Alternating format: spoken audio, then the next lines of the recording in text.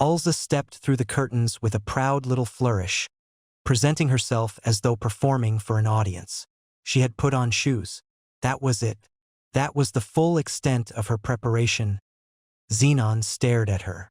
She beamed back at him. He pointed at her and told her that just wearing shoes was not enough. She needed to actually change. Ulza glanced down at her feet and noted, privately, that she was at least happy about the shoes. Zenon told the dealer he wanted to remove Ulza's collar. The dealer advised against it. He explained that a slave's collar served as proof of ownership, and that the name engraved on Ulza's collar, Zenon Baskerville, identified him as her owner. Without it, she would be an ownerless slave, and that carried serious risks. Zenon asked what kind of risks specifically. The dealer explained, slaves without owners had no rights. The dealer continued, Ulza belonged to the Oni race, a highly valued demi-human. An ownerless Oni walking the streets was a target. Anyone could take her or assault her, and it would not be considered a crime. Zenon's expression tightened. He remembered, if it wasn't clearly shown that she was his property, someone would try to claim her. In the Slayer Kingdom, demi-humans occupied the lowest social tier. In the towns, the only demi-humans present were slaves. Ulza's horns made her race immediately visible to anyone who looked at her. Without a collar, there was no owner. Runaway slaves were treated without mercy. The kingdom's poor relations with the Elven and Dwarven nations meant demi-humans outside of slavery had no place here. Zenon had no interest in keeping Ulza collared. But the collar was not about his preferences. Before Zenon could say anything further, Ulza touched the collar herself and told him she didn't mind. She said she liked it. It was proof that she belonged to him. Zenon flicked her lightly on the head to stop her. He told her that if she was fine with it, he wouldn't worry too much about it, though he wasn't fully convinced.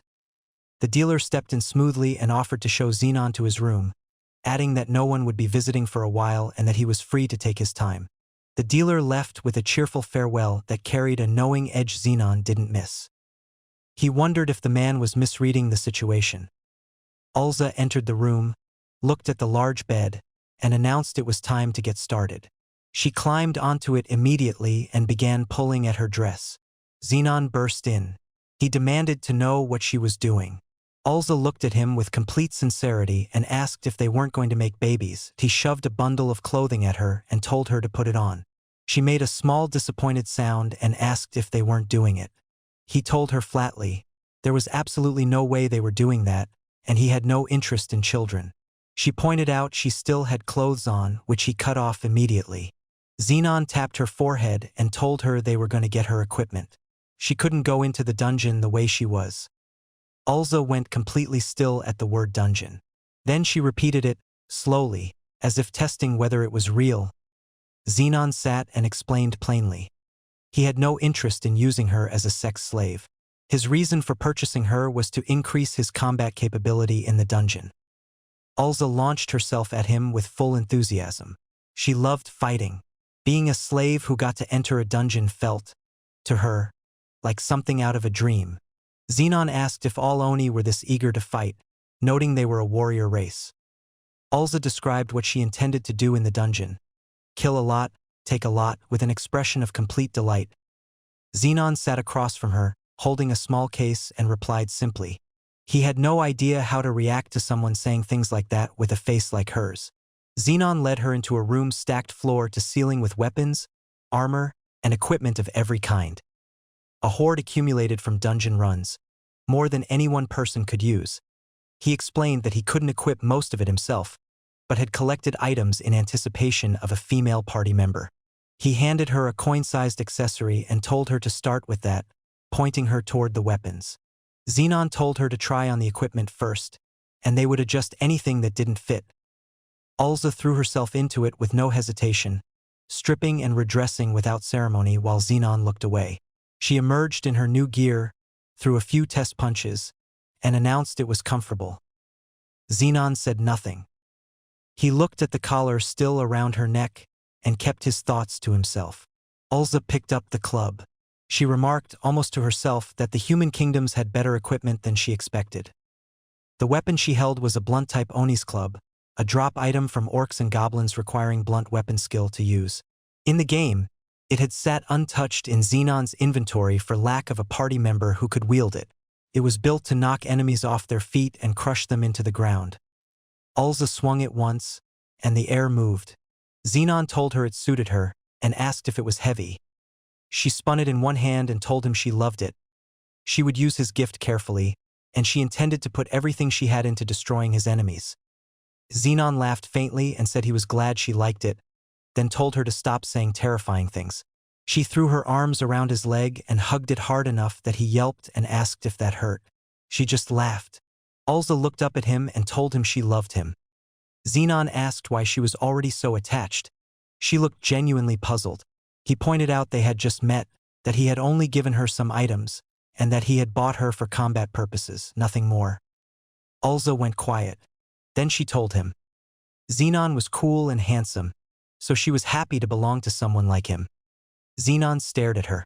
Then he stared at his own reflection in a dark surface. His features were severe. Eyes that unsettled people, a nose that reinforced the effect. In his old world, girls in his class had stayed well clear of him. His laugh had made them flinch. He asked, out loud, if she had actually looked at his face. He asked her directly if she seriously meant that. She said yes with complete certainty. Ulza described her ideal type in vivid detail. Fierce eyes that felt dangerous. A pointed face that looked almost cruel. Teeth that looked like they could do damage. She called it her ideal, like something out of an Oni legend. She said it with stars in her eyes and genuine reverence. Zenon stood there absorbing this. Every feature she had just described as attractive was precisely what had made people avoid him his entire life. Ulza continued. She said it had felt like fate when their eyes met at the auction. She had thought he was a wonderful gentleman, and it had been love at first sight. Zenon felt something dangerously close to tears rising and suppressed it immediately. He told himself this was still praise, even if it didn't feel like it. He settled on. It was better than being hated, and if his companion liked him, that was probably for the better. He told her to come with him. If she was done, they were leaving. As they left, the dealer remarked approvingly that Zenon seemed to share certain qualities with his employer when it came to evenings. He smiled with great satisfaction. Zenon didn't bother correcting him. It was too much effort. The dealer called after him cheerfully, promising to select fine slaves for his next visit. Zenon walked out without answering. The streets were lit with lanterns as evening settled over the city. Zenon moved through them alone. He noted that the stairs were gone. It was easier to move at this hour. The walk back to the estate would take about an hour. He wanted to be home before dark. Behind him, Ulza skipped along the empty street with her club over her shoulder, humming to herself. Zenon glanced back once. She moved without effort, unbothered by the weight, light on her feet. That he turned back and kept walking. Ulza caught something in the dark first. She went still, her hand tightening around her club. She said his name. Just that. Nothing more. Zenon turned. His eye caught the glint of movement ahead of them. 3 men stepped out to block the road. More spread out around them from above and the sides, closing off the street from every angle. Zenon glanced at the men surrounding them, then at Ulza beside him, and said nothing. A heavy-set man stepped forward from among them with a greeting, as though the encounter were a pleasant coincidence. Zenon took one look at him and asked who he was. The man's composure cracked immediately. He demanded to know if Zenon had really forgotten him, the man who had bid 12 million at the auction. His voice climbed into outrage, though it landed closer to embarrassment. Something registered in Zenon's memory. He understood now. This was the man who had driven up the bidding price and cost him more than he'd planned to spend. He asked what a loser wanted with him, noting the armed company he'd brought along. The man smoothed himself over and offered a polite correction. Auctions were competitive by nature, and he bore no grudge. He said he simply wanted to extend an invitation, calling it a fun party. The word loser sat visibly on his face well after he'd moved past it. Zenon understood immediately. This man had never let go of Ulza, and losing her at the auction had been too much for him. He'd brought people to take her back by force. The man confirmed it himself, suggesting he'd be willing to take the demi-human off Zenon's hands, and that if Zenon cooperated, He'd walk away with only broken bones. Zenon looked at the ring of armed men around them. He thought, predictable. The fat man dropped the pretense and told Zenon to hand her over. Zenon stood in the center of the circle, surrounded on all sides. He reached down and took Ulza's hand. Then he smiled, the kind of smile that belonged on his face, the one that had always unnerved people. He considered his options, seemingly unbothered. Zenon caught it before he saw it. Something in the dark that didn't belong. Ulza went tense beside him. She said his name quietly. He turned. His eyes found the threat immediately. 3 men blocked the road ahead. More had moved in from the sides and above. Surrounding them from every angle, Zenon looked at the fat man at the center of it and asked who he was. The man greeted them with forced warmth, as though running into an old friend. Zenon told him he genuinely had no idea who he was. The man's composure shattered. He reminded Zenon at volume. He was the man who had bid 12 million at the auction, and apparently that meant nothing to someone who could throw that kind of money around without blinking. Something clicked. Zenon remembered now. This was the man who had driven the price up. That he asked what a man who lost wanted with him, noting the armed group he'd brought along. The man kept his smile in place and offered an apology. Auctions were competitive by nature. He said he only wanted to invite Zenon to a gathering, calling it a fun party. The word loser visibly stung him even after he'd moved on. Zenon read the situation immediately. The man hadn't let go of Ulza. Losing her at the auction had been too much for him, so he'd brought people to take her back by force. The man confirmed it. He wanted the demi-human, and if Zenon handed her over without a fight, he'd escape with only broken bones. Zenon thought. Exactly what I expected. Before Zenon could respond, Ulza asked what the man had meant by calling her a pseudo-human, saying she'd never heard the term. The man explained it was a common word where he came from. It referred to demi-humans, beings with a human-like constitution. Zenon said it might just be a regional term. He didn't know. Ulza moved forward with her club, furious at being talked about like something lesser. Zenon stepped in front of her and told the man plainly. She was his and he was not handing her over. He didn't care where the man came from. He was going to beat him and send him packing.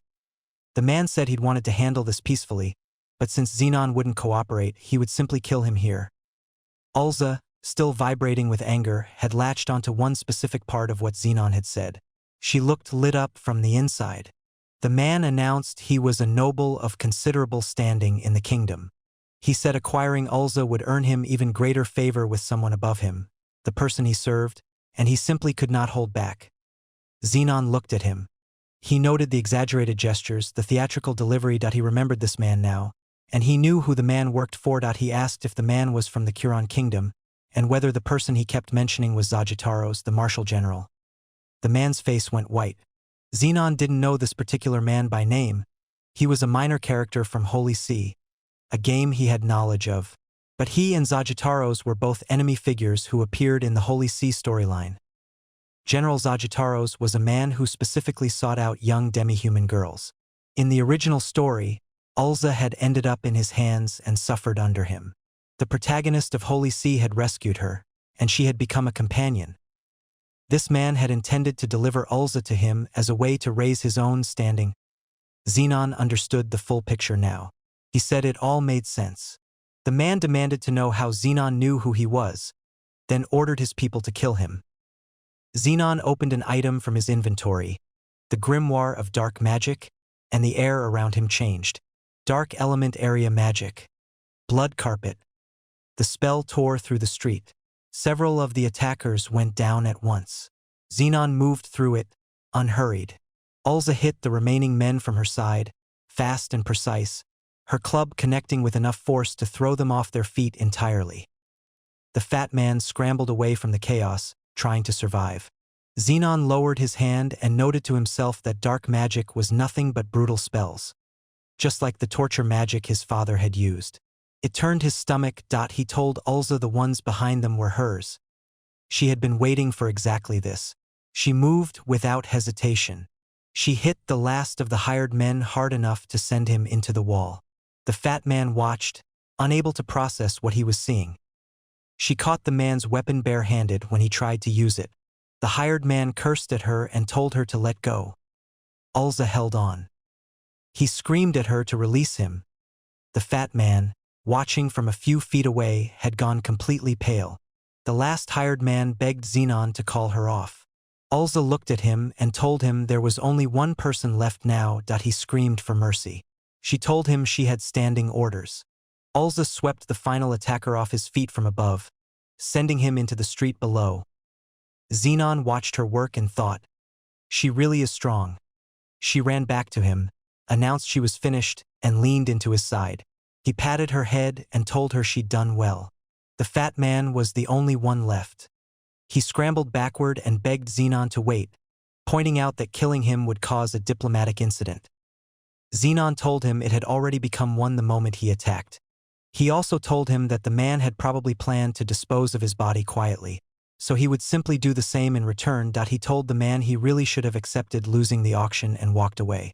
Zenon had killed 3 people tonight with his magic. He paused on that. It was the first time he had killed anyone. He looked at the bodies and noticed that his mind was entirely quiet. No hesitation had preceded it. No guilt followed it. He wondered if he had fully become Zenon Baskerville, or whether he had always been this kind of person, and that was precisely why the character had chosen him. The fat man prostrated himself and offered money, whatever Zenon wanted, just to be spared. Zenon told him he unfortunately had no use for the man's cash. He called Ulza's name. She answered immediately and moved to finish it. The man's screaming echoed down the empty street. Ulza raised her club. The fat man screamed and begged her to wait. She paused for just a moment, then came down on him anyway. Something cut through the air from a direction neither of them had been watching. Zenon called Ulza back immediately. She pulled away and the attack passed. He hadn't sensed that presence at all. If he had missed it, that might have been explained by his own limitations, but Ulza was a warrior race. If even she hadn't detected it, then whatever was out there was not ordinary. Ulza looked around and asked where the attacker was. Both of them scanned the street. Nothing moved. Ulza held her club ready, eyes sharp. Turning slowly, Zenon stayed still and listened. Then a voice came from the dark, calm, addressed to him by name. It told him there was no need to be on guard. A figure stepped out of the shadows. It stood in the street ahead of them, unhurried, as though the bodies on the ground were of no consequence. Zenon looked at it and asked who it was. The figure identified itself as part of the Assassination Corps operating under the Baskerville family, then offered its thanks. It had not been sent by Zenon's father. It had been assigned by Lesbold. Zenon understood. High-profile buyers leaving auctions were frequently targeted on the way home. The Corps maintained a standing duty to escort such customers. Zenon acknowledged the explanation. He noted privately that buying an expensive slave with no escort of his own had essentially invited exactly what happened tonight.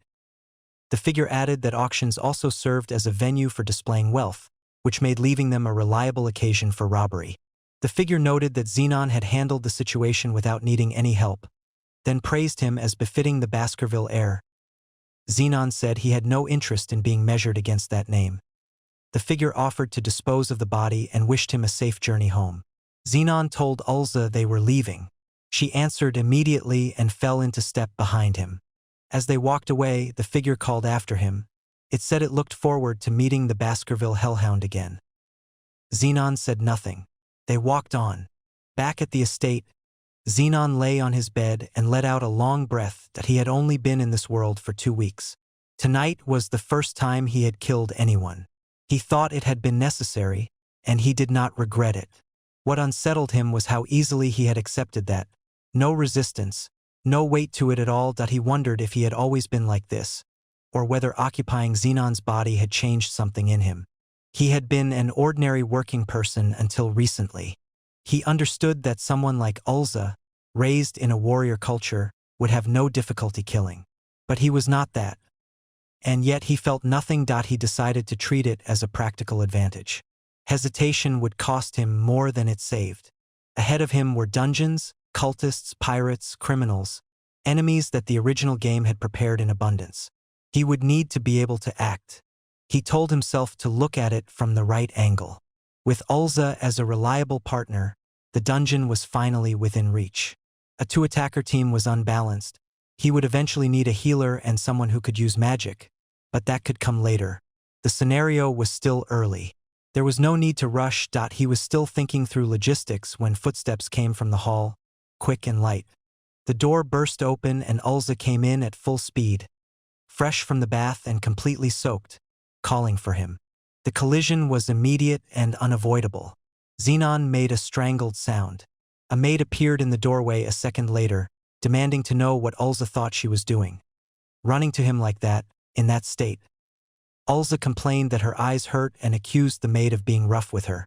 Zenon, still processing the impact, was making a visible effort not to look. The maid, Leviena, was equally soaked, having been in the middle of washing Ulza's hair when she bolted. Leviena demanded Ulza let go so she could finish rinsing the soap out. Ulza kicked weakly and complained her eyes hurt. Zenon noted that the Oni race apparently did not use soap. Ulza had had her eyes open the whole time that he was, despite his best efforts, not averting his eyes at all. Leviena told Zenon it was impossible to pull Ulza off. The Oni race was simply too strong. She suggested he get into the bath himself. Zenon went very still. Leviena seemed surprised he was embarrassed. She implied this was not unusual for him. Zenon wondered, with some alarm, whether the original Zenon had regularly bathed with Leviena. He decided not to think about what that meant. Leviena muttered under her breath that he was still such a brat. Zenon reasoned that refusing abruptly might raise questions about his identity.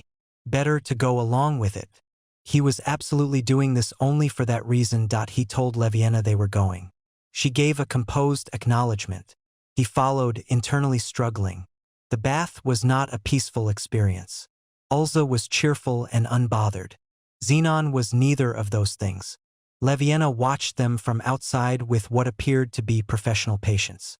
Ulza emerged warm and sleepy and announced she was going to sleep with Zenon. A maid intercepted her immediately, pointing her toward a separate bed that had been prepared. Ulza refused with full commitment. The maid repeated her name in alarm. The compromise reached was that Ulza slept in Zenon's bed. He lay beside her, wide awake, staring at the ceiling. He had absolutely no idea how he was supposed to sleep like this.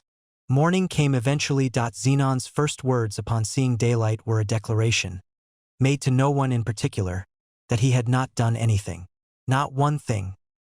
He lay there with both women still asleep nearby and wondered, with genuine exasperation, if every day was going to be like this. He considered, briefly, whether it would be easier to simply stop resisting. Then he thought about how Ulza might react if he made a move on Leviena. Then he stopped thinking about it. Ulza, still half asleep, asked for a hug. Zenon told himself firmly. She was a child. He had bought her for combat support. He had no idea how to respond to this and no intention of figuring it out. He asked how old she actually was. It occurred to him that she might not look her age. He considered the possibility. Maybe she was older than she appeared. Maybe she was at an age where none of this was as problematic as it felt. He slapped himself back to his senses. He was sleep-deprived and losing his grip. He told himself firmly. No. Ulza stirred, looked up at him with half-open eyes, and wished him good morning. Ulza was still asleep beside him. Zenon looked at her and reached the same conclusion he always did. She was just a kid. There was no way around it. Leviena appeared in the doorway with a good morning, asked if he had slept well, and waited. He said no. Obviously. Leviena went to prepare breakfast. Zenon ate, then changed into his academy uniform. He called for Ulza. She came running. He told her they were heading to the academy, and reminded her of what he had said the night before. Ulza threw her fist up and declared she would not make a fuss, scream, or cause any trouble. She said it with complete confidence, as though it were the easiest promise she had ever made. Zenon noted the reason. The Royal Academy of Sword and Magic admitted plenty of nobles, and many of them brought personal attendants. Bringing Ulza would not be unusual. He had decided from the beginning to take her with him. The academy curriculum had recently expanded to include dungeon exploration and monster hunts outside the city. That was the real reason Ulza needed to come. She would be entering the dungeons alongside him. He told her plainly. If she caused trouble on school grounds, she would be banned from returning. She lit up and announced she would behave perfectly so she could stay with him. Zenon kept his expression even. Leviena saw them off. Ulza called out as the carriage pulled away. Zenon watched her from across the seat that he had decided she probably would not cause problems. She had declared it herself with unusual enthusiasm. Ulza pressed against the carriage window, marveling at everything outside. She sang to herself about going to school with her master, inventing the words as she went. Zenon sat across from her in silence. She sang about all the houses. He wondered what she was so happy about. He asked if she was having fun. She confirmed it without hesitation, still singing that he looked out the window and considered, with some unease, whether bringing her had been the right call. Then Ulza, face glowing, sang cheerfully about killing and murdering. The carriage rolled through the academy gates, Ulza's song still drifting out the window. Zenon had a very bad feeling about this. Zenon and Ulza stepped down from the carriage at the academy entrance. Students nearby noticed the Baskerville family crest and murmured among themselves. Ulza drew immediate attention. Students noted the horns, the collar, and whispered, "A demi-human slave, brought to school by Baskerville." Zenon had prepared himself for the reaction, but the reality was worse than he'd calculated. Ulza threw her arm out and announced she would lead the way to class. Zenon told her she didn't know where the classroom was and to stay behind him. She fell in, still visibly delighted to be there. Zenon kept his concerns to himself. Ulza had grown up on the demi-human continent, in a place without human contact. She had been raised entirely within a warrior culture. Whether she could navigate the social dynamics of a noble academy was a different question entirely. He told himself it would be fine. He had given her clear instructions. Ulza tugged his sleeve and asked if his stomach hurt. He told her he was fine, just thinking that he had told her to act as his attendant. She would not cause trouble. He was almost certain. He told her directly, "Don't do anything that causes him problems, and follow his lead." There would be no issues. He noted privately that there was one important thing he had overlooked. Trouble does not always come from the person you're watching. A student in academy uniform came at them from across the courtyard, calling Zenon's name. Zenon turned. Trouble, as it turned out, could always find you on its own. The student, Leon Brave, the protagonist of the Danbury game, pointed at Ulza and demanded to know how Zenon could put a slave collar on a child.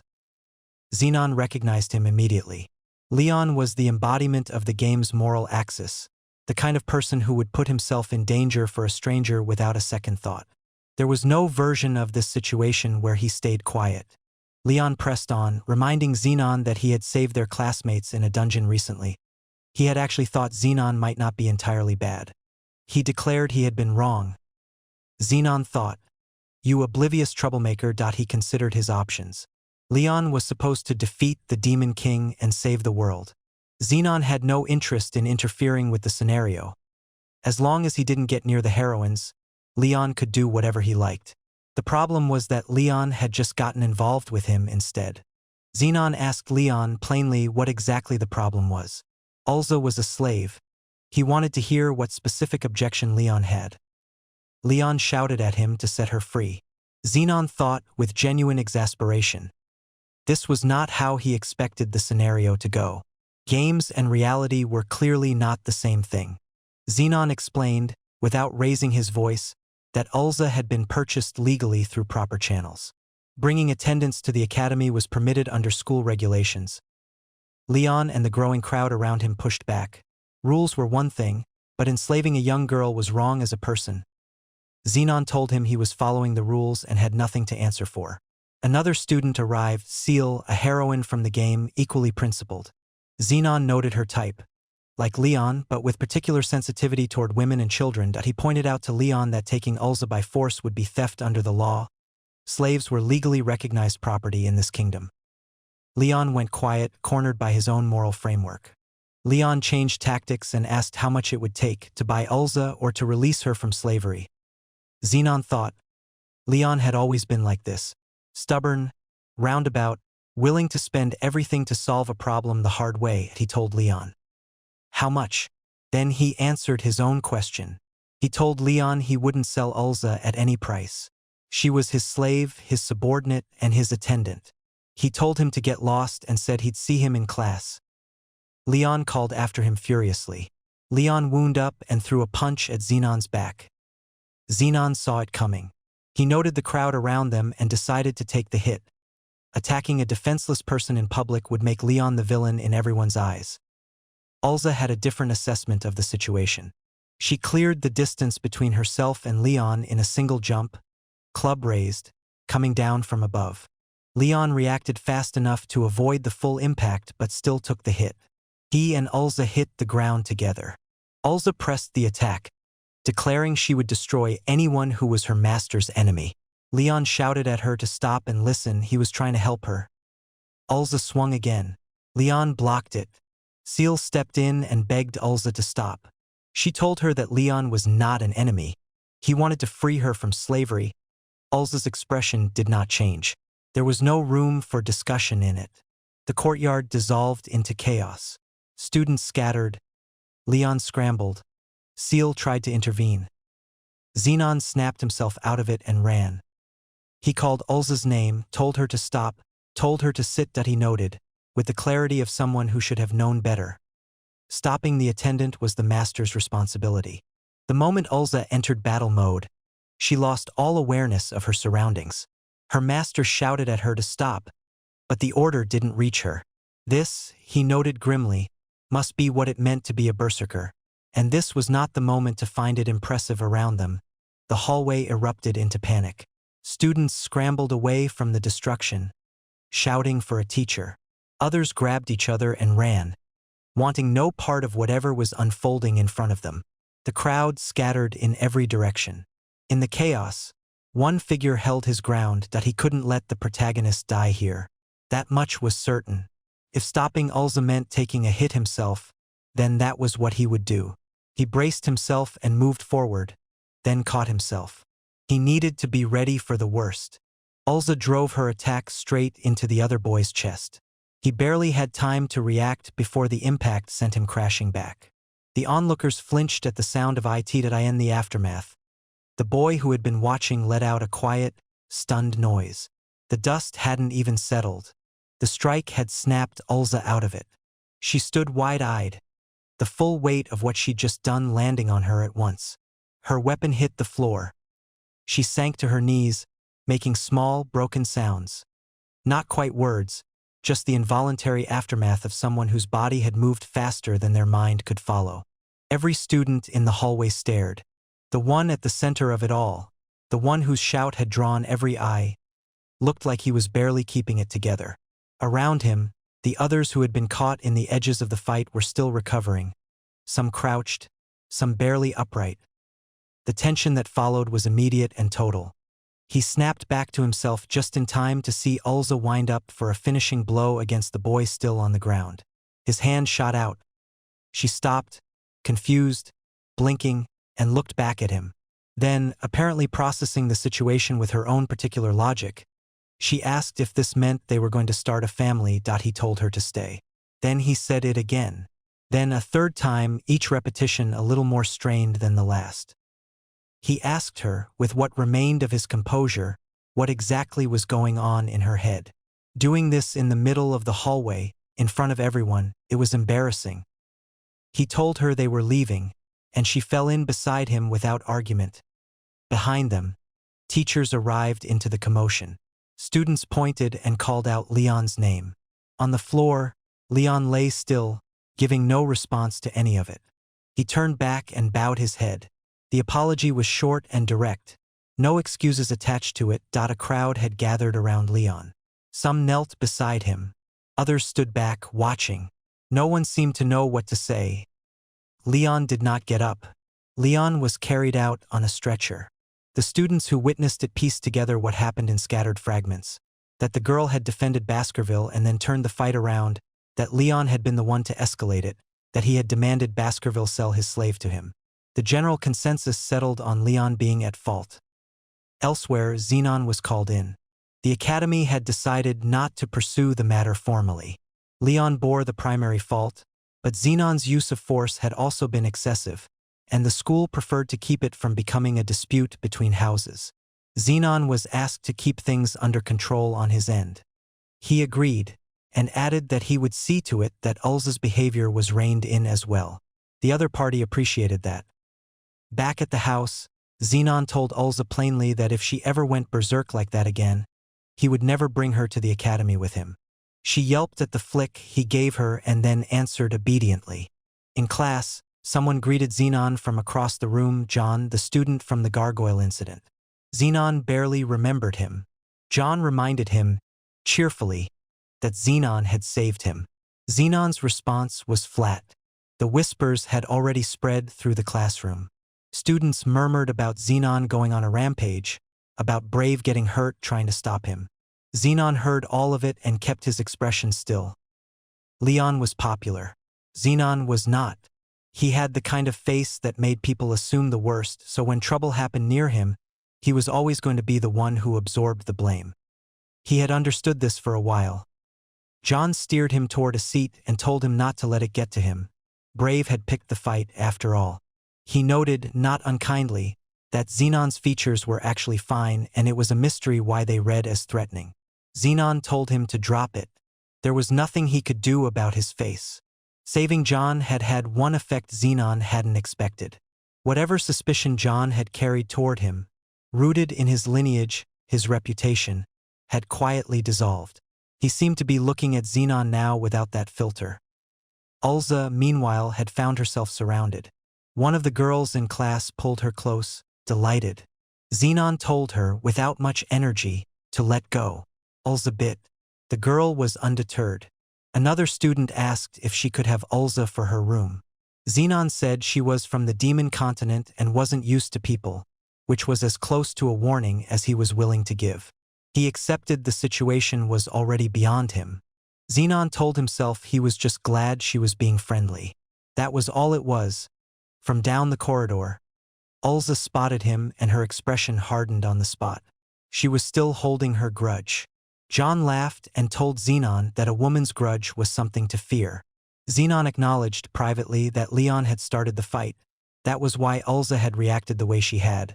But it still stung that the resentment had landed entirely on him. Class was called and the students filed in. Ulza, still being fawned over, told the girl holding her to let go. The girl did not let go. Leon was absent that day, and the day after, and the day after that.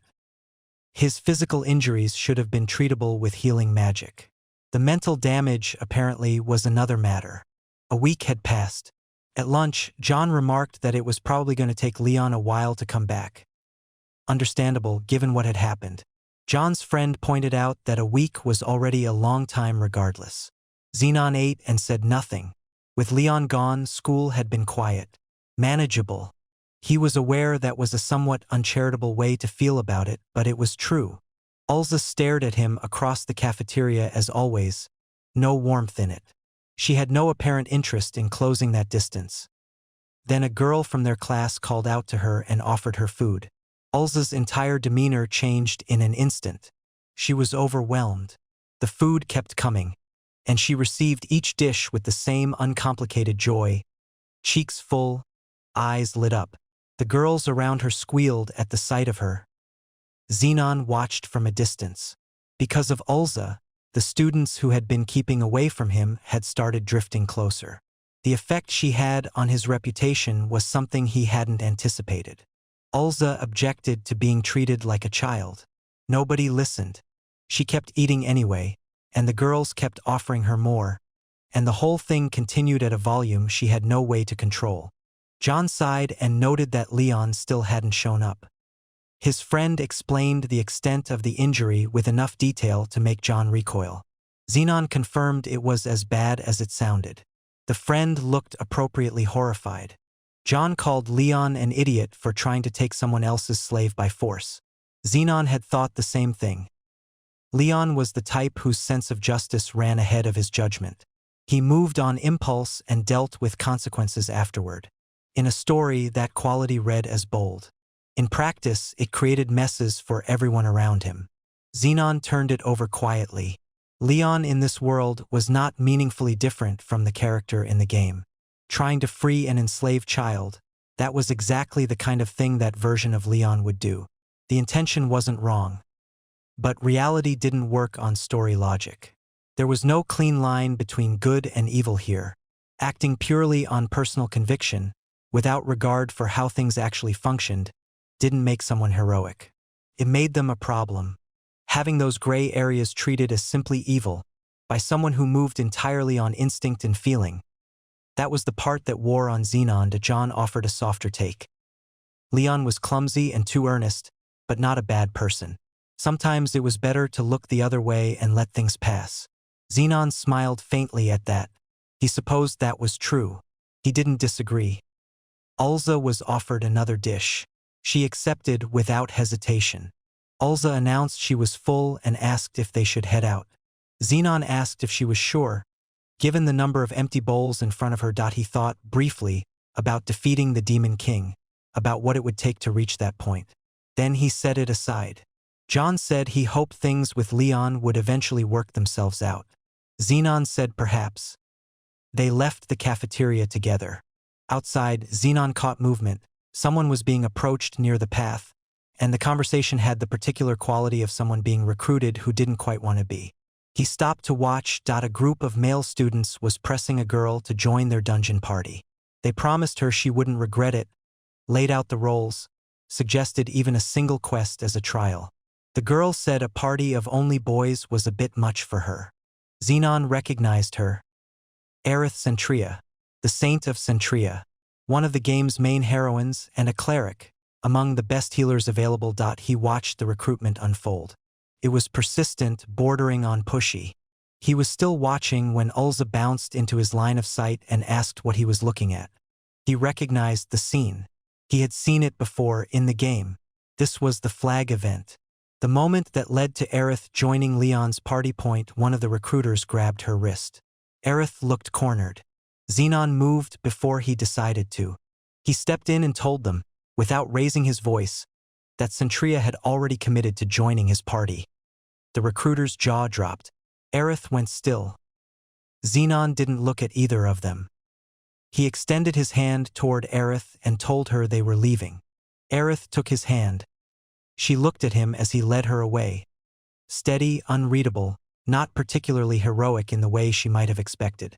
But he had come forward anyway. That counted for something. It was, according to the game's logic, the moment that started her on the path toward becoming one of Leon's key allies. Except that wasn't what had just happened. Zenon watched through the window as they walked away below, Aerith a step behind him. He hadn't planned any of it. Seeing the event unfold in front of him, live, after only ever knowing it as a sequence of scenes on a screen, that was something he hadn't prepared himself for. He turned from the window. Ulza, who had been right at his heels, walked straight into him. He had stopped without warning. She complained about it, rubbing her face. He wasn't listening. Outside, through the glass, he could see Aerith walking alongside him, the version of himself that had just intervened in a flag event that was supposed to belong to Leon. He gripped the window frame, working through what he had just done. The sound coming out of him was not quite words. Leon was still absent. Somewhere, curled in on himself, he remained out of reach, which meant the event had played out with the wrong person standing in his place. Aerith was now with Zenon. The flag had triggered. What it meant for the story going forward was unclear. Zenon stood in the corridor with Aerith beside him and Ulza nearby. The three of them, an arrangement that hadn't existed in any version of the game he remembered. The group stood outside Zenon, John, and Aerith. One of the students pressing her was the son of a count, and he made sure she knew it. He pointed out that his father and her father, Viscount Centria, were on good terms. Just once, he suggested, they could try getting along. Aerith said nothing. Zenon watched from inside. She agreed only for this once and only on a temporary basis. She said she looked forward to working with them in a way that made it clear she didn't particularly mean it. The student took it as enthusiasm and immediately began planning the dungeon run for after school. Aerith kept her expression still. Her hand closed around something at her side, and she held it there. The group had already gathered outside to review the plan. Their intentions were obvious. They were targeting her, using their social standing as leverage. Aerith was a noble herself, so they wouldn't do anything openly, but the setup was clear enough. Inside, Zenon stared at what he was looking at and thought, what to do? Losing the main heroine, not to Zenon, the actual villain, but to this group of nobodies, was not something Zenon could find funny.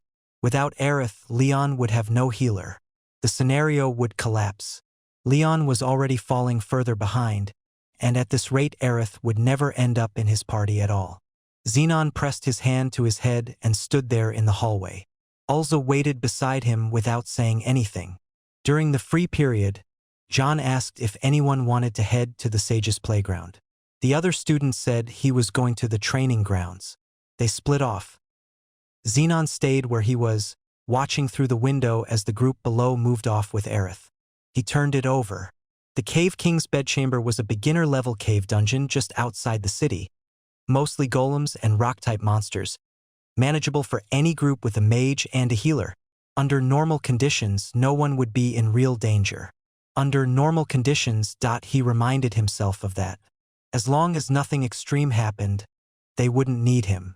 He slammed his hand down, pushed back from where he was standing, and decided he was done sitting with it. Staying put was making him feel worse. He would go to the dungeon, his own dungeon run for himself, and that would clear his head. Ulza asked where they were going. He decided the Sage's training grounds were close enough and not worth overthinking. As they walked, Ulza asked why he wasn't going after the girl from earlier. He told her he had no reason to. She told him his face had said otherwise. She asked directly if he was worried about Aerith. He started to deny it, then stopped partway through. Something in the way she said it, simple, certain, made the denial feel pointless.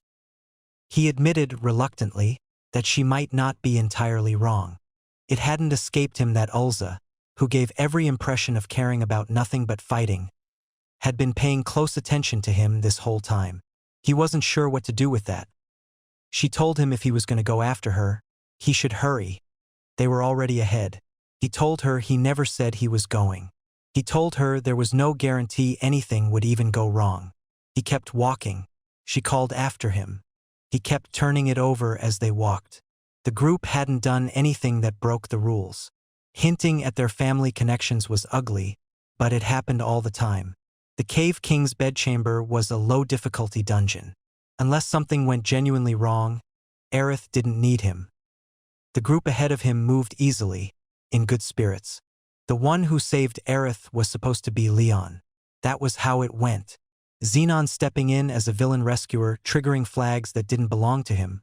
That was the last thing the scenario needed. He had already intervened once today. He couldn't keep doing it. He thought about the version of himself from the game, the one who ended up the villain. He had no interest in repeating that shape. Ulza asked why he was making that face. He told her the truth, in pieces. He wanted to go help Aerith. He knew he was wavering, but he couldn't make that choice, not because of the danger, but because of what it meant. In the game, Zenon had used Aerith. Leon had looked up to her as a hero, and when Zenon took her away, it had broken something in Leon badly enough that he had brought back the Demon King out of hatred. That was the thing Zenon was most afraid of repeating. He admitted, quietly, that he was too soft himself. He had no right to laugh at Leon for being the same way. Ulza said she didn't really understand what was worrying him. But among the Oni, there was a saying. She shared it. He asked what that was supposed to mean. She explained it in terms he could follow. Stop overthinking. Act first. Bite first. Sort out the details afterward. If he couldn't help worrying, he should find the people bothering him and deal with them one by one. He stared at her. It was so blunt it was almost structureless. The kind of advice that had no room for strategy or consequence. He let out a laugh he hadn't planned on. He laughed properly, the kind that comes out before you can stop it. He told himself this race was too stupid. Then he told himself she was right. Worrying about scenarios and flags was pointless. Leon was still in bed. He couldn't do anything even if he wanted to. Maybe acting like an idiot for once was exactly the right move. Ulza agreed with full conviction. He ruffled her head slightly. She beamed at him. He laid it out plainly, just to be clear in his own mind. He wasn't stealing Aerith, he was just going to help her. If that changed the scenario, Leon was the one who would have to manage the consequences, and Leon had earned those consequences himself. Getting injured was his fault. Missing the flag because he stayed in bed was also his fault. It was ridiculous to keep agonizing over it. He decided. He would save whoever he wanted to save. He would deal with whoever got in his way. He was the villain in this story, and that was fine. It gave him more room to move than Leon ever had. Elsa kept pace beside him, nodding along to everything. He told her to move. She pumped her fist and called it. That was her master. They ran. They passed through the city and out the other side, toward the dungeon entrance set into the rock at the edge of the district. Beyond the threshold, the cave stretched into darkness. They entered the Cave King's bedchamber. Zenon had his sword. Elsa had her weapon. The first golem they encountered didn't last long enough to matter. He laughed going into it. That was new. Elsa worked through the smaller rock-type monsters with straightforward efficiency, swinging until they stopped moving. One after another. The cave floor filled with debris. She didn't slow down. Zenon followed behind, mopping up what she missed, and watched her tear through the dungeon with a kind of uncomplicated joy that was, objectively, excessive for golems. He noted that blunt weapons were effective against rock types, which explained some of it, but not all. Elsa celebrated. He told her she did well and kept moving. The dungeon had 10 floors. The enemies would get stronger the further down they went. He reminded her of that, and she acknowledged it. They were still behind Aretha's group. Those 3 had turned out to be more capable than expected. Deeper in, something larger was waiting. A stone bear, significantly bigger than anything they had faced so far, and loud about it. Elsa went still for a moment. Zenon raised his sword and assessed it. This one would need actual effort. Elsa launched herself at it. The stone bear threw its weight into the attack. Fragments of rock and force scattering in every direction. She had already moved through it, past it, and Zenon had his spell ready to follow. The target wasn't there anymore. He lowered his hand. The bear was already coming apart. Elsa brought the stone bear down and stepped back, satisfied. Zenon stood behind her with his sword still raised and nothing left to swing at. Since the gargoyle, he hadn't had a real fight, and Elsa wasn't leaving him any room to start one now. He told her to hold back in the next fight until he gave the signal. She protested. She didn't want him putting himself in danger on her account. He told her it was an order, no objections. He added, without particular warmth but meaning it, that he wasn't so fragile he needed her fighting his battles for him. She relented, unhappy about it. The next monster came at him fast. He sidestepped the strike, right on time, and let himself feel that for exactly 1 moment before turning to face it again. He blocked, redirected, kept his footing. He had the pattern memorized from the game. That was the only advantage he was running on. His skill was still low, but knowing what was coming next made up for a lot. He read the charge motion and didn't move until the last possible instant. Then he stepped aside and let it pass. He drove the blade in. The monster went down slowly, then all at once. He kept the pressure on, pushed it back, and finished it. Elsa told him she had never doubted him. He told her it sounded a little sarcastic. She was beaming either way, and he admitted to himself that it didn't feel bad. He added that they couldn't afford to get overconfident. One manageable fight didn't mean they were ready for everything this dungeon had. He turned it over as they walked. His skill was still low, but his knowledge of how the game worked gave him reach above his actual level. Defeating stronger enemies would raise his proficiency. The path forward was clear enough. As long as nothing unpredictable happened, he left that qualifier hanging in his own mind. They kept going. Elsa was ready. Zenon kept his sword out. The cave stretched ahead of them, deeper and darker. 8th floor. The cave opened into a wider passage, the ceiling dropping formations like teeth. Visibility dropped with it. He told her to stay sharp. She said she would slaughter anything she found. She found something immediately and hit it before he finished the thought. Then, from further in, a scream. He found them, 2 of the 3 students from Aretha's group, out of breath and retreating fast. They demanded to know why a monster like that was here. Zenon told them to stop and answer him. Where was Aerith Centria? He used Shadowbind and dropped them before they could bolt. They hit the floor hard. One of them recovered enough to shout at him to undo it. They explained between them. An unexpected monster had appeared. They didn't know it would be that strong. They hadn't meant to leave her behind. They had been there for gathering, not combat. Zenon put together what had actually happened. They had run and left Aerith alone. He said nothing to them about it. He had already cleared most of the monsters in this area. If they were lucky, the binding would hold until something else didn't find them. If they weren't, that was their problem. He told Ulza to move.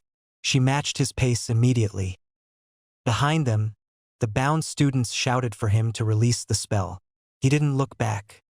He had no particular feeling about the fate of people who abandoned their companion to save themselves. He kept running. Something ahead stopped him. A gigant mithril. That was not supposed to be here. Aerith was already fighting it, holding a barrier, trying to deflect what she could, visibly struggling. She hadn't run. Zenon drew his blade and cast Dark Blade in the same motion. Of every monster that could have appeared on this floor, it was this one. He ordered Ulza to draw its attention. Don't engage directly, just buy time. She was already moving before he finished. Aerith saw him. She said his name, barely audible, not quite believing it. Aerith told him to run. Not to help her, to run. The monster was too strong, she said. He couldn't take it on. Zenon looked at her and recognized exactly who he was dealing with. She hadn't changed at all from the game. A woman whose first instinct, when faced with something impossible, was to get everyone else out before herself. She believed that was what she was for. She had stayed behind to let those men escape. Alone. Now she was on the ground, out of breath, still telling him to go. Not to worry about her, to take Ulza and leave before they both ended up dead. Zenon moved to her and asked if she was all right. Ulza engaged the gigant mithril to keep it occupied. Aerith kept telling him to run. He put a recovery potion in her hands and told her to drink it. She started to thank him. He told her, with considerably less patience, that she was still saying nonsense. She thanked him anyway. She said she would buy time. Please, take the chance and go. That was the moment it shifted. He was irritated now, properly, in a way that had nothing to do with the fight. He told her she was an idiot. Loudly. She looked up at him, surprised enough to stop talking. She started to object again. At this rate, they couldn't. He cut across it. He wasn't going to take orders from someone in her position. He was going to get her to ask him to save her and mean it properly, not this. Ulza and the gigant mithril clashed behind them in the dark. The battle was still raging. Aerith told the two of them plainly that they would end up dead fighting for someone like her, and asked them not to. Zenon caught the phrase. Someone like her. He turned on her. Her self-esteem was dangerously low, low enough that she seemed to believe her own life had no worth at all. The reason Aerith had become this way traced back to her mother. When Aerith was a child, the two of them had been ambushed by bandits. To protect her daughter, Aerith's mother raised a barrier. Barrier magic drains mana continuously, and she held it without letting go, even as her body gave out. Her resolve was simple. She could not let the barrier fall, even at the cost of her life. The bandits spotted the guards closing in and scattered. Aerith's mother collapsed. Aerith screamed for her mother and couldn't stop.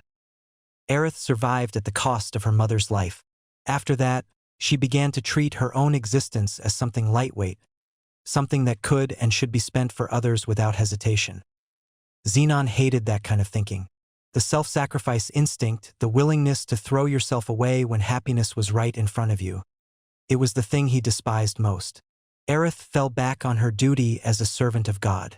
She had an obligation to serve others. She couldn't simply stop. Zenon told her that was exactly the problem. He told her to stop making light of herself. He pressed further. He named the people who would be devastated if she died, her father, and the mother who had already given her life for Aerith's sake. When Aerith denied her own worth, she was rejecting everyone who cared about her. He said it plainly. He was delivering the line that should have come from Leon, but since Leon wasn't here, he had no choice but to say it himself. Why couldn't she understand that? He acknowledged the awkwardness of it. Those were Leon's words, not his. But someone had to say them. Aerith went quiet. Zenon had made his position clear. He would not allow the heroine to die saving someone else. He would not allow her to be unhappy. Not in this world he'd been reincarnated into. He would smash every miserable development that tried to happen, hero or villain, whatever it took. He grabbed her by the front of her garment and pulled her close. Her life belonged to her alone. There was no such thing as a life that was acceptable to throw away for someone else's sake. He called it arrogance. The arrogance of someone who couldn't even make themselves happy thinking they could sacrifice themselves for others. He told her not to be so conceited. Then he asked her what she wanted. Things she liked, hobbies, things she'd been meaning to do. She had them. He told her that if she didn't want to die, she needed to say it. A weakling, he told her, should act like a weakling.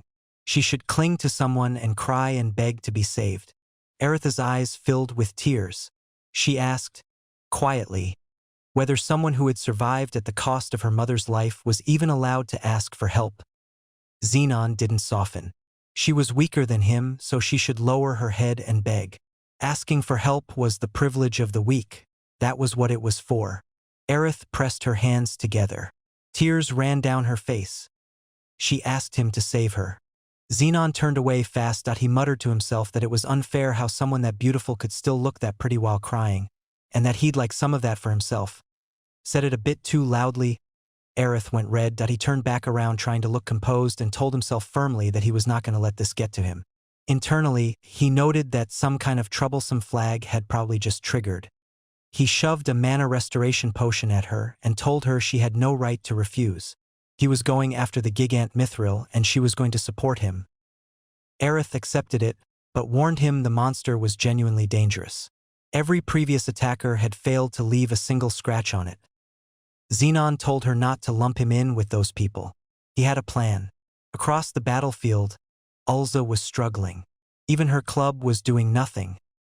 Zenon watched.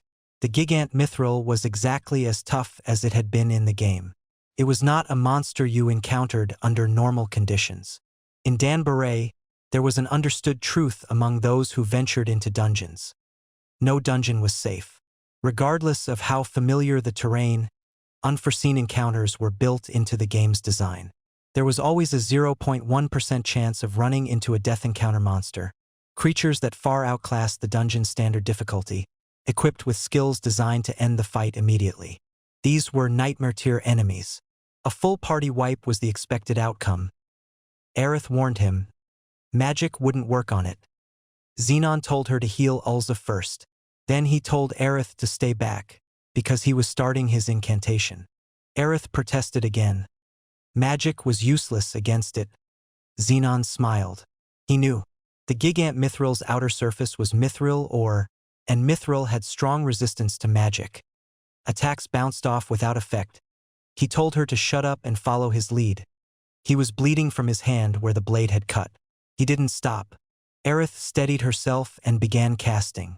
One by one, support spells activated: healing, guard enhancement, strength boost, stamina charge, a luck effect. She worked through them without pausing. The buffs hit Ulza all at once. She felt the surge and was back on her feet, ready to fight again. Zenon told her that trying to stand up front as a shield wasn't where her strengths were. Her strengths were healing and support. Using those was how she helped. Throwing her own advantages away helped no one. Aerith said quietly that even so, she didn't want to watch anyone get hurt.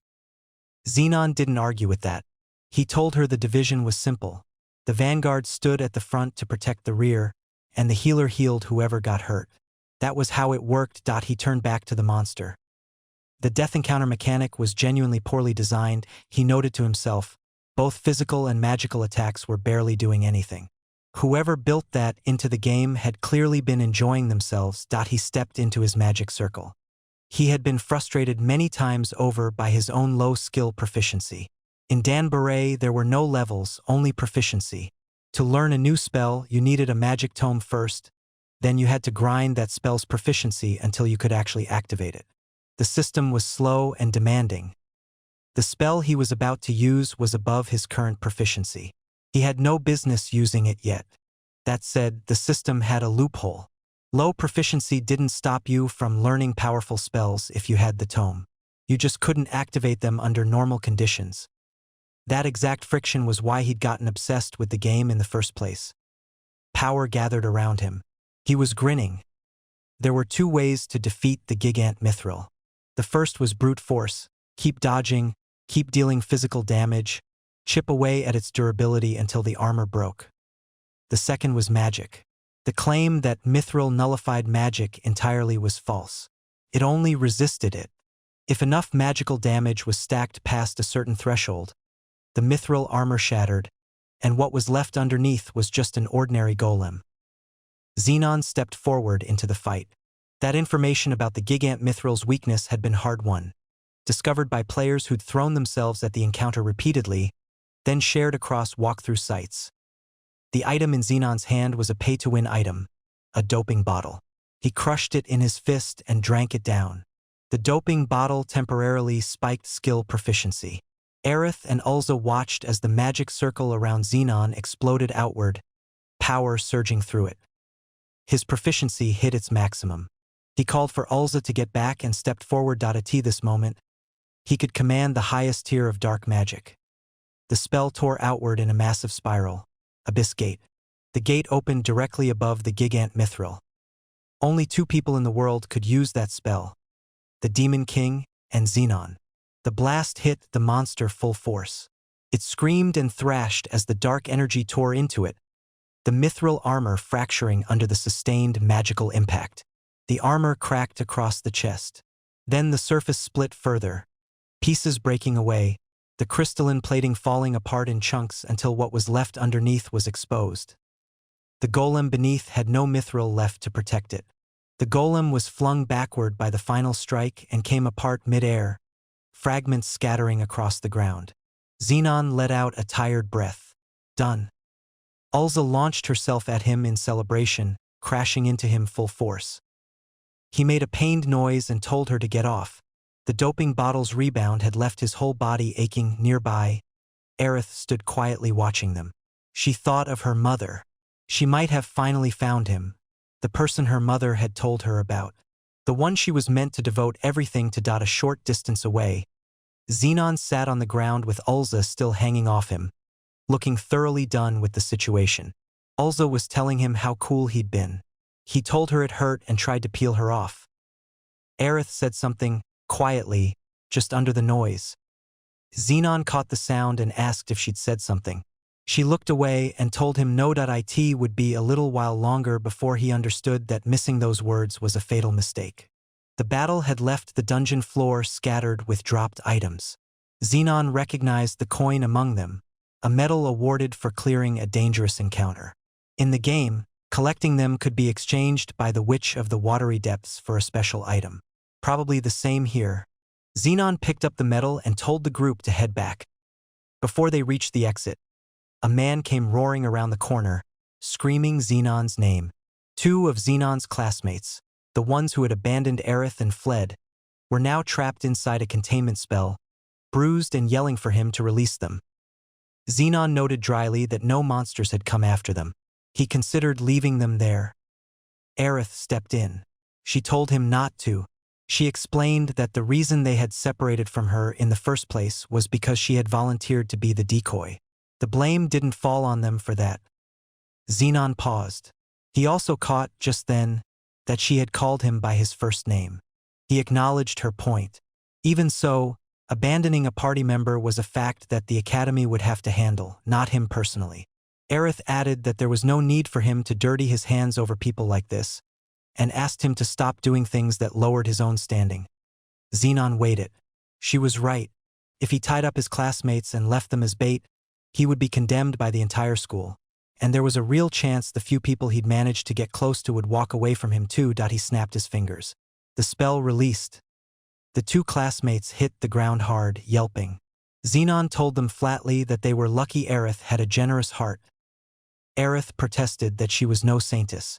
Zenon said it with a half-smile anyway. The two classmates scrambled away in a panic and were gone. Ulza, who had spent none of that bothered, came trotting back with a bag full of collected items. She announced she was bored and wanted to smash more enemies. Zenon told her fine. Aerith was quieter. Aerith told him plainly. It wasn't that she wanted to save them. What she had wanted to protect was his reputation. He was her savior, and she wasn't going to let people use him as an excuse to talk badly about him. Meanwhile, Ulza had launched herself at a nearby monster and sent it flying with a cheerful bang. Zenon looked at Aerith. He asked when exactly she had appointed herself his protector. The group moved deeper into the dungeon. Ulza cleared out anything that crossed their path, collecting more drops as she went. Coins and crystals scattered across the ground after each fight. She gathered them all with visible satisfaction. Zenon called Ulza back. She came running immediately. He told her she'd done well and ruffled her head. She closed her eyes and made a small pleased sound. Aerith watched them from a step behind. Zenon called for them to head back. Ulza presented her haul proudly. Zenon praised her. She went entirely soft from the head pat. Aerith watched with a small expression that was hard to read. As they walked back through the tunnel, Aerith drifted close to Zenon's side. He didn't notice at first. Then he did. He noticed very much. He kept his face rigid and asked, with careful restraint, whether she could perhaps walk at a slightly less intimate distance. Aerith pointed out, with complete composure, that as a healer she needed to stay within reach of the person protecting her. She reminded him that he was the one who told her to do as she pleased and to live for herself. Zenon thought grimly that this was going to get him falsely accused of something. He said it was a bit close. She agreed it was technically true, but stayed exactly where she was. She told him to take responsibility for what he said, since he was also the one who had told her to live for herself. That was why she was doing exactly as she pleased. Zenon stood there in silence for a moment. He knew, on a structural level, that a flag had been raised. He also knew that she hadn't formally joined Leon's party yet, which meant the situation wasn't technically the kind of story derailment he feared. But there was no question he had pulled something away from Leon's original route. Aerith said, by the way, that she wanted to tell him something. She told him what her mother had said just before she died, to find the person she was fated to devote herself to and stay beside them. That person, her mother had promised, would become her hero. She said she wondered if he might be that person. Zenon reacted badly to this. He was emphatically not a hero. He was supposed to be the enemy, the villain who would one day hunt down the hero and drag the world toward ruin. What was Aerith's mother thinking, leaving behind last words like that? Aerith considered this. She told him calmly that whether he became a hero or a villain was entirely up to him, and that maybe he would end up becoming one from here on. Zenon told her she was talking nonsense, and asked when she had changed her class to fortune teller. Aerith said nothing to that. She simply pressed closer. Zenon went very still. She told him, quietly, he was the one she served, her person of destiny. If he became a hero, she would become a saintess, even a guardian angel, to protect him. If he chose to remain an ordinary man, she would devote her life to him as an ordinary woman. In sickness and in health, she would not change. She swore to remain by his side. Zenon noted, with some distress, that none of this had ever appeared in the game. He told himself to calm down. He told himself not to focus on anything in particular. He had no idea where any of this was going. Aerith had drifted close enough that she was nearly leaning against him as they walked. He was not handling it. Ulza announced from behind them that she was sleepy. Zenon told her he would carry her on his back, and kept walking. Ulza was asleep on Zenon's back, occasionally shifting. Aerith walked close beside him. He muttered that it was hard to walk like this. Aerith told him she would support him and not to worry. She said his name quietly as they reached the stairs leading out. He pointed ahead. Another dungeon cleared. They climbed toward the light. Ulza stirred on his back and mumbled that she was hungry. Aerith let out a small laugh. Zenon managed a tired one too. Zenon thought, the scenario could go to hell. He was not going to become the kind of character who gets written off as a villain. He was not going to let the world fall apart either. He would move forward in his own way. Ulza was already looking ahead to the next fight, cheerful and restless. She had made friends along the way, small creatures that trailed behind her, and was happy about it. Zenon thought of one more person who had come to be part of this. His newly acquired companion. One of the game's three main heroines, Aerith's and Tria. They emerged from the dungeon into morning light. It was already dawn. Reincarnated as the villain, Zenon walked back toward the academy with Ulza at his side and Aerith beside him. His path, whatever it was going to be, was only just beginning.